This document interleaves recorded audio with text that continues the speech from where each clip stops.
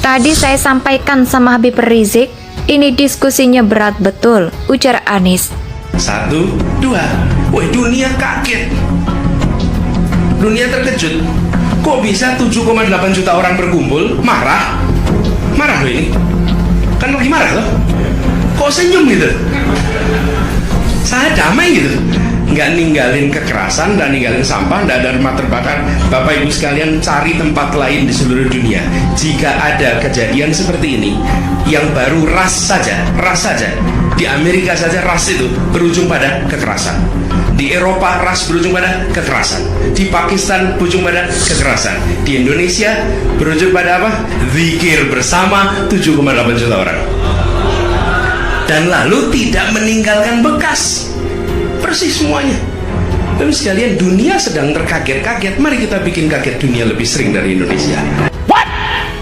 Indonesia sejak dulu kala tetap dipuja-puja bangsa.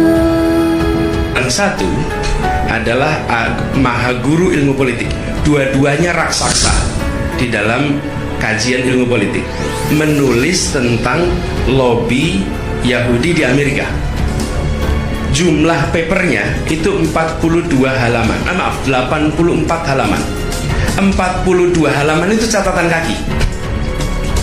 Kenapa? Karena yang ditulis adalah tentang lobby Yahudi yang pasti akan dicari lubangnya.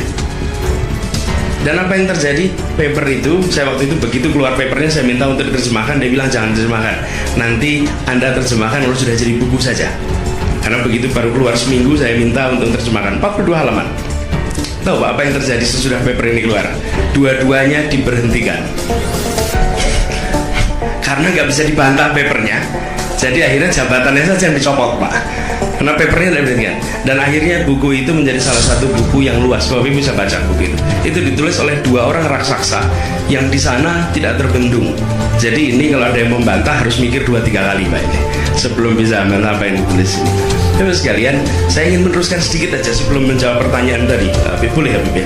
Ini kalau tambahan tidak ada bayaran tuh ya.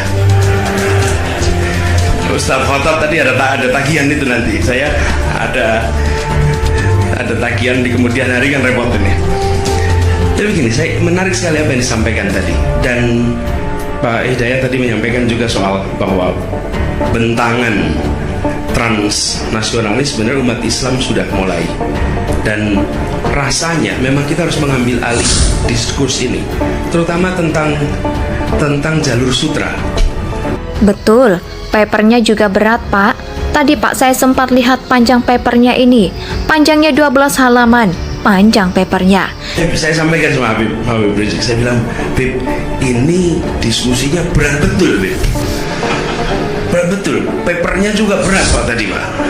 Saya sempat lihat panjang papernya ini, panjangnya 12 halaman. Panjang papernya 6 halaman itu catatan kaki. Kalau di dunia akademik, sebuah paper itu kalau catatan kakinya solid, itu artinya papernya hampir sulit untuk ditumbangkan, karena semuanya punya rujukan. Kalau koran itu tidak ada rujukannya, dibantah sekali langsung dihapus online itu, karena tidak punya rujukan. Ini paper ini saya perhatikan 12 halaman, 6 halaman itu catatan kaki. Beb, ini beberapa waktu yang lalu ada 2 orang ahli ilmu politik di Amerika Serikat, yang satu dari Harvard, yang satu dari Chicago, menulis tentang Zionisme. 2 orang ini, yang satu dekan sekolah pemerintahan Kennedy School, dekannya. 6 halaman itu catatan. Kalau di dunia akademik, sebuah paper itu kalau catatan kakinya solid, itu artinya papernya hampir sulit untuk ditumbangkan karena semuanya punya rujukan. Kalau koran, itu tidak ada rujukan. Itu bentangannya dahsyat. 60% GDP dunia di tangan mereka. Sesudah revolusi industri baru turun. Tapi sebelum revolusi industri, baca di semua catatan sejarah ekonomi dunia, pasti akan terlihat bahwa penguasaan itu adanya di wilayah ini. Nah, dan apa bahasa internasionalnya? Bahasa internasionalnya adalah bahasa Arab. Bahasa Arab itu bahasa internasional. Di lingua franca, di semua titik menggunakan bahasa Arab. Ini menurut saya harus dikembalikan dalam catatan. Ini mengingatkan kembali. Apalagi dalam cerita ini sentralnya adalah Maluku dengan rempahnya. Kita menurut saya punya peran yang tidak kalah besar. Lalu yang kedua, soal trans itu. Jadi sempat diceritakan sedikit bagaimana kita dan dunia. Ada hal yang mungkin sering terlewatkan. Bapak-bapak, ibu di sini pernah mendengar Diniah Putri di Padang Panjang? Pernah ya, Diniah Putri Padang Panjang? Tahun 56, Rektor Al-Azhar, Grand Syah Al-Azhar datang ke Indonesia. Lalu diantar oleh Pak Natsir. Muhammad Natsir ini tokoh masyumi yang berasal dari Padang Panjang, dia bawa ke Padang Panjang. Grand Syah Al-Azhar ini sampai di Diniah Putri itu shock.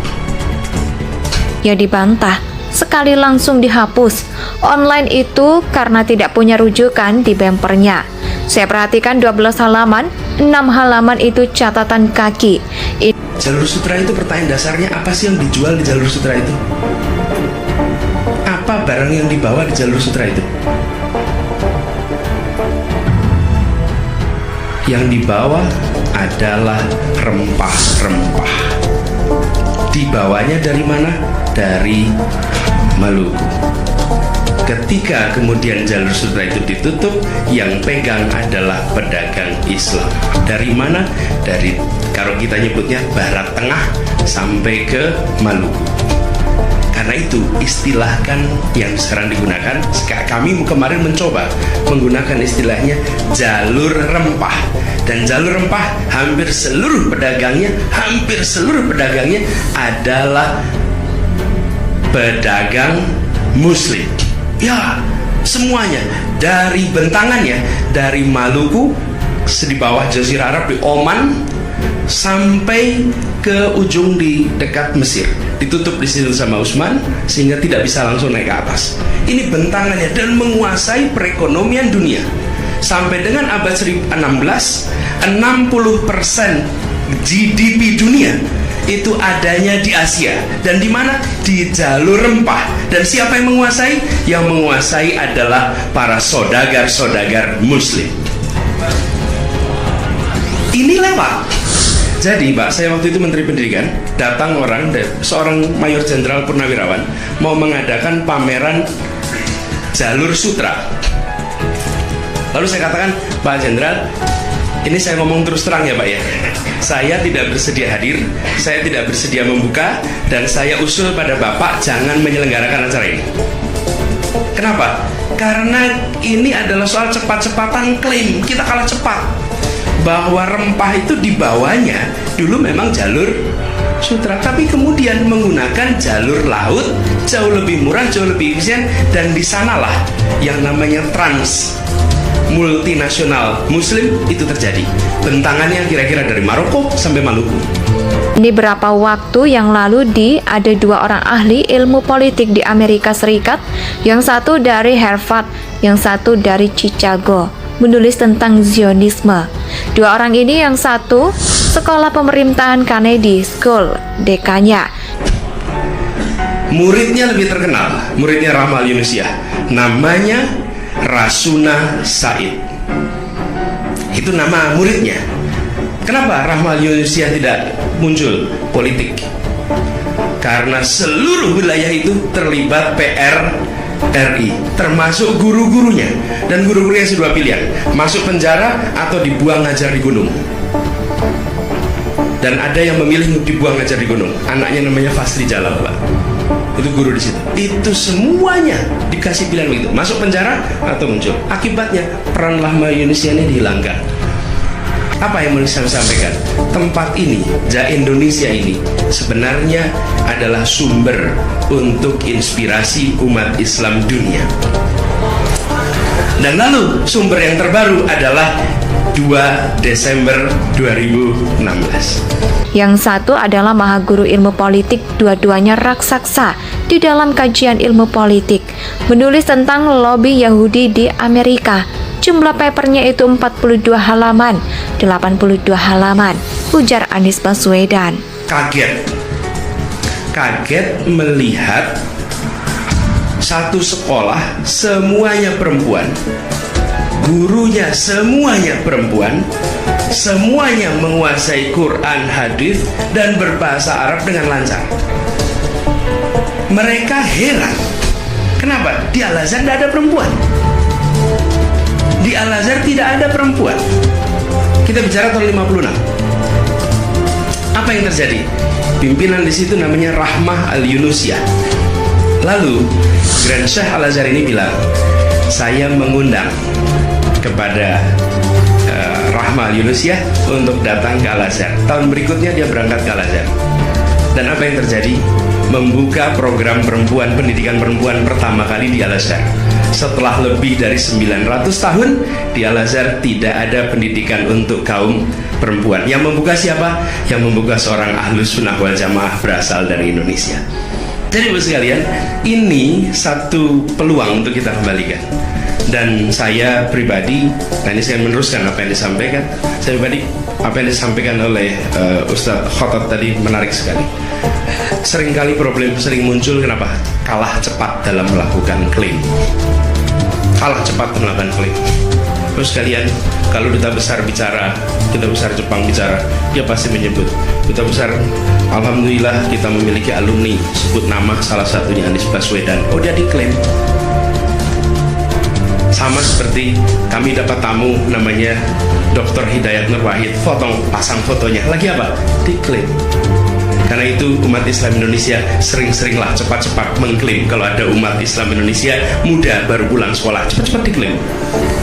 Kenapa? Kalau nggak diklaim orang lain. Dan kalau diklaim orang lain, kita kecenderungannya mengikuti klaim orang lain. Seperti yang soal Syiah ini. Saya diisukan Syiah. Saya bilang, kenapa ya bukan si B saja gitu. Si C kayak ini kata Habib juga kemarin waktu ketemu ya Habib, ketemu si A, si B, si C, tapi si A kata 2, 1, 2. Wah, dunia kaget, dunia terkejut. Kok bisa 7,8 juta orang berkumpul marah loh, ini kan lagi marah loh, kok senyum gitu, saya damai gitu, nggak ninggalin kekerasan dan ninggalin sampah, nggak ada rumah terbakar. Bapak Ibu sekalian, cari tempat lain di seluruh dunia. Jika ada kejadian seperti ini, yang baru ras saja, di Amerika saja ras itu berujung pada kekerasan. Di Eropa ras berujung pada kekerasan. Di Pakistan berujung pada kekerasan. Di Indonesia berujung pada apa? Zikir bersama 7,8 juta orang. Dan lalu tidak meninggalkan bekas. Persis semuanya. Tapi sekalian, dunia sedang terkaget-kaget. Mari kita bikin kaget dunia lebih sering dari Indonesia. Iya, betul, dunia lagi kaget. Saya juga hari ini kan kaget, Pak.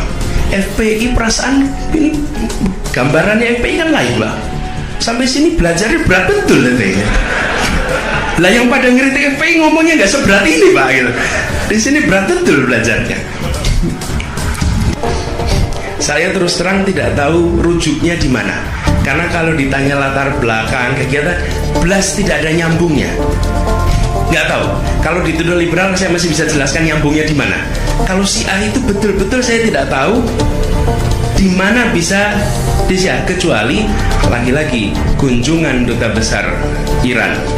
Saya sebagai Menteri Pendidikan menerima kunjungan duta besar Iran, lalu kedutaan Iran melakukan press release, dipasang bahwa habis mengunjungi Menteri Pendidikan dan ini fotonya, wah beredar langsung. Indonesia tanah